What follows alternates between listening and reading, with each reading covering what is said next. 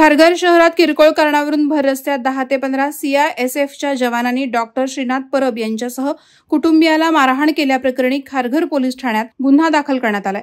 दिनांक 29 रोजी 10:15 सुमारास ही घटना घडली।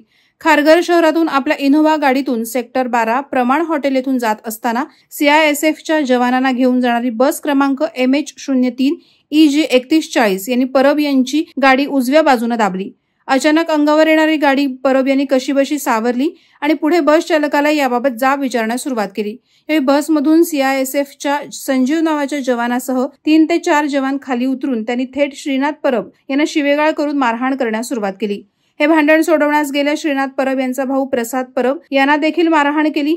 मारहाण सोडवण्यासाठी गेलेल्या परब कुटुंबातील महिलांना देखील सीआयएसएफच्या जवानांनी मारहाण केली। यापैकी बहुतांश जवान हे दारूच्या नशेत असल्याचा आरोपही परब कुटुंबियांनी केला। या बसमध्ये असलेल्या गरुड नामक जवानानं मध्यस्थी करून कुटुंबियांना त्यांच्या गाडीत बसवलं। भर रस्त्यात सुरू असलेल्या या राड्यात सीआयएसएफचे जवान एखाद्या दंगलग्रस्त भागात जशी मारहाण करतात तशी मारहाण परब कुटुंबियांना करत असल्याचे व्हिडिओ समाज माध्यमांमध्ये व्हायरल झालेत। वादळवारा लाईव्हसाठी न्यूज ब्युरो, नवी मुंबई। नवी मुंबई व रायगड जिल्ह्यातील ताज्या बातम्या आणि घडामोडींसाठी सबस्क्राइब करा वादळवारा लाईव्ह चॅनल आणि दाबा बेल आयकॉन।